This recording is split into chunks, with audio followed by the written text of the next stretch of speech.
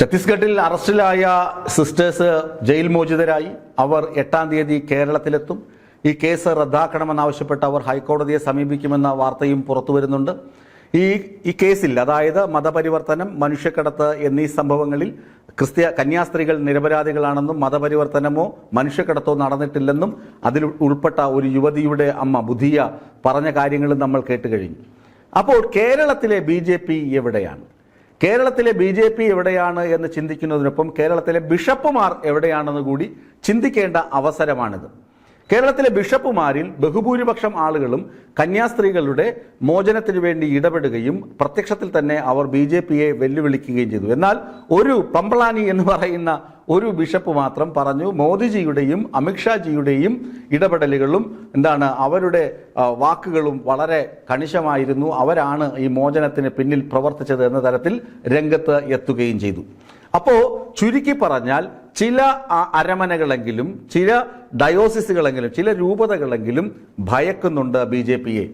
BJP എന്താണോ ഗുജറാത്തിലും അതുപോലെ തന്നെ മറ്റ് സ്റ്റേറ്റുകളിലും ചെയ്ത് ആളെ കൂട്ടുന്നത്, അല്ലെങ്കിൽ ഉത്തരേന്ത്യയിൽ അവർ ഏത് ചീട്ടാണ് ഇറക്കുന്നത്, വർഗീയ ചീട്ടാണ് ഇറക്കുന്നത്, അതിൽ ഒരു വശമെങ്കിലും ഭയത്തിൻ്റെതുണ്ട്. ഭയപ്പെടുത്തുക എന്നത്, ഞങ്ങളാണ് ഇവിടെ ഭൂരിപക്ഷം, ഞങ്ങളുടെ രാജ്യമാണിത്, ഇത് ഞങ്ങളുടെ ഹിന്ദു രാഷ്ട്രമാണ്, ഇവിടെ നിങ്ങൾക്കെന്ത് കാര്യം, നിങ്ങളെ ഞങ്ങൾ ചില നിയമങ്ങൾ അടിച്ചേൽപ്പിച്ച് നിങ്ങളെ പുറത്താക്കും, നിങ്ങളുടെ സ്വാതന്ത്ര്യം ഞങ്ങൾ കവർച്ച ചെയ്യും എന്ന തരത്തിലുള്ള ഒരു ഭീഷണി BJP ഹിന്ദി മേൽക്കോയ്മയുള്ള നാടുകളിൽ പ്രയോഗിക്കുന്നുണ്ട്. അത് കേരളത്തിലും വരും താമസിയാതെ തന്നെ എന്ന് ഭയക്കുന്ന അരമനകൾ കേരളത്തിലുണ്ട്. ആ ഭയം ഈ അരമനകളെ ഇങ്ങനെയൊക്കെ പ്രതികരിക്കാൻ പ്രേരിപ്പിക്കുകയും ചെയ്യുന്നുണ്ട്. ഞാൻ നേരത്തെ പറഞ്ഞല്ലോ, കന്യാസ്ത്രീകളെ അവിടെ അറസ്റ്റ് ചെയ്തു. എന്തിനാണ് അറസ്റ്റ് ചെയ്തത്? 3 യുവതികൾ അവരുടെ ഇഷ്ടപ്രകാരം ആഗ്രയിലെ ഒരു ആശുപത്രിയിലേക്ക് ജോലിക്ക് പോകുന്നു. അവരെ കൂട്ടാൻ 2 കന്യാസ്ത്രീകൾ വരുന്നു. ആ കന്യാസ്ത്രീകളെ ഉൾപ്പെടെ അവിടെ തടഞ്ഞു വെച്ച് ജ്യോതി ശർമ്മ എന്ന് പറയുന്ന ലേഡി ബജ്രംഗ് ദൾ നേതാവിന്റെ നേതൃത്വത്തിൽ കയ്യേറ്റം ചെയ്യുകയും അവരെ പോലീസിനെ കൊണ്ട് നിർബന്ധിപ്പിച്ച് അറസ്റ്റ് ചെയ്യുകയും, ആദ്യം മനുഷ്യക്കടത്ത് മാത്രം പറഞ്ഞ് പിന്നീട് മതപരിവർത്തനം കൂടി അതിനകത്ത് വകുപ്പിൽ ഉൾപ്പെടുത്തുകയും ചെയ്ത് ജാമ്യമില്ലാ കുറ്റമായി NIA കോടതി വരെ കയറ്റി. അവിടെ നിന്നാണ് അവർക്ക് ജാമ്യം ലഭിച്ചതും ഈ പശ്ചാത്തലം നമുക്കറിയാം. ഈ പശ്ചാത്തലത്തിലും കേരളത്തിലെ ഏതെങ്കിലും ഒരു രൂപതയുടെ ബിഷപ്പെങ്കിലും BJPക്ക് അനുകൂലമായി ഒരു പ്രസ്താവന ഇറക്കുമ്പോൾ തന്നെ മനസ്സിലാക്കാം, ഭയം ഇവരെ പിടികൂടിയിരിക്കുന്നു. BJP എന്താണോ ആഗ്രഹിക്കുന്നത് അത് ഇവിടെ നടപ്പിലാകും എന്നതിൻ്റെ സൂചനയാണ് ഈ ബിഷപ്പ് നൽകിക്കൊണ്ടിരിക്കുന്നത്. മറ്റിടങ്ങളിലും മറ്റ് ബിഷപ്പുമാരൊക്കെ കൃത്യം താക്കീത് നൽകുന്നു, ഇടയലേഖനം ഇറക്കുന്നു. ഞങ്ങളെ സഹായിച്ചവരെ ഞങ്ങൾക്കറിയാം, ഞങ്ങൾക്ക് വേണ്ടി പോരാടിയവരെ ഞങ്ങൾക്കറിയാം, അവരെ സഭ ഒരിക്കലും വിടില്ല, സഭ രാഷ്ട്രീയം കളിക്കുന്ന ആളുകളല്ല, നിർബന്ധിത മതപരിവർത്തനത്തിന് എതിരാണ് സഭ എന്നൊക്കെ ഇടയലേഖനം ഇറക്കിയ രൂപതകളും കേരളത്തിലുണ്ട്. എന്നിട്ട് BJPയെ പ്രത്യക്ഷമായി തന്നെ BJPയെ നേരിട്ട് തന്നെ തള്ളിപ്പറയുകയും ചെയ്ത ബിഷപ്പുമാരുണ്ട്.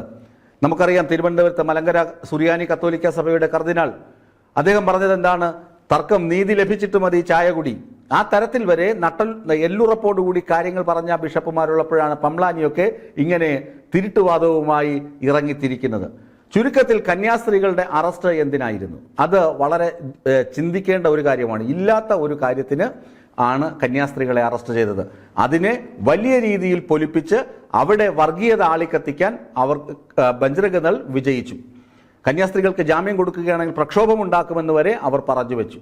എന്നാൽ അത് മാറി കന്യാസ്ത്രീകൾക്ക് നിയമവ്യവസ്ഥ അനുസരിച്ച് ജാമ്യം ലഭിച്ചു. അവർ നാട്ടിൽ തിരികെ എത്തുമ്പോഴും കേരളത്തിൽ രാഷ്ട്രീയ കളി മുറുകിക്കൊണ്ടിരിക്കുകയാണ്.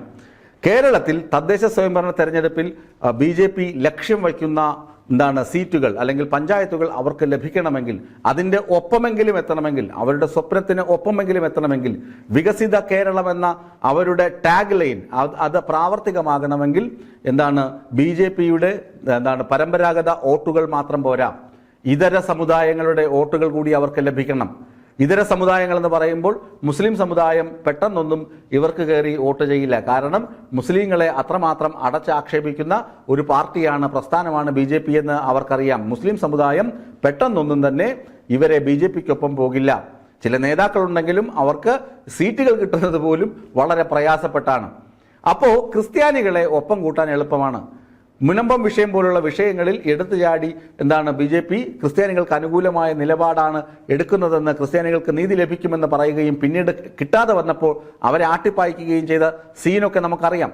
പക്ഷേ BJPക്ക് കേരളത്തിൽ ക്രൈസ്തവരുടെ വോട്ട് നിർണായകമാണ്. അതുകൊണ്ടാണ് ക്രൈസ്തവ അരമനകളിലും ബിഷപ്പുമാരെ സന്ദർശിക്കാനും അരമനകളിൽ കയറിയിറങ്ങി ഐക്യം സ്ഥാപിക്കാനും BJP നേതാക്കൾ വ്യഗ്രത കൊള്ളുന്നത്. എന്നാൽ ഈ ഒരു സാഹചര്യത്തിൽ, നിലവിലെ സാഹചര്യത്തിൽ, പഞ്ചായത്ത് തെരഞ്ഞെടുപ്പ് അടുത്തു വരുന്ന ഈ സാഹചര്യത്തിൽ 2-3 മാസം കൂടിയേ ഉള്ളൂ പഞ്ചായത്ത് തെരഞ്ഞെടുപ്പ് എത്താൻ. ആ തെരഞ്ഞെടുപ്പ് അടുക്കുന്ന ഘട്ടത്തിൽ ക്രൈസ്തവ ബിഷപ്പുമാർ, ക്രൈസ്തവ സഭാ സമൂഹം ഒന്നടങ്കം തന്നെ BJPക്ക് എതിരെ തിരിയുന്ന ഒരു കാഴ്ചയാണ്. കാരണം കന്യാസ്ത്രീകളുടെ അറസ്റ്റ് മാത്രമല്ല, മറ്റു പല കാര്യങ്ങൾ കൊണ്ടും അവരെ എതിരെ തിരിയുമ്പോഴാണ് ചില ആളുകൾ BJPക്ക് കുഴലൂത്ത് നടത്തുന്നത്. അവരെയും ക്രൈസ്തവ സഭ അല്ലെങ്കിൽ കത്തോലിക്ക സമൂഹം തള്ളിക്കളയും, ആ ബിഷപ്പിനെ ഉൾപ്പെടെ തള്ളിക്കളയും എന്ന കാര്യത്തിൽ തർക്കമില്ല. ആ ബിഷപ്പ് ഉൾപ്പെടുന്ന രൂപത പോലും BJPക്ക് എതിരായുള്ള മുന്നേറ്റത്തിൽ മുൻപന്തിയിലുണ്ടാകും എന്നതാണ് നമുക്ക് ലഭ്യമാകുന്ന വിവരങ്ങൾ. അതുകൊണ്ട് പഞ്ചായത്ത് തിരഞ്ഞെടുപ്പിൽ വികസിത കേരളം എന്ന ടാഗ്ലൈനോ രാജീവ് ചന്ദ്രശേഖരന്റെ സ്വപ്നമോ ഒന്നും പൂവണിയാൻ പോകുന്നില്ല. പഞ്ചായത്ത് തിരഞ്ഞെടുപ്പിൽ BJPക്ക് ക്രൈസ്തവ വോട്ട് ലഭിക്കുകയുമില്ല.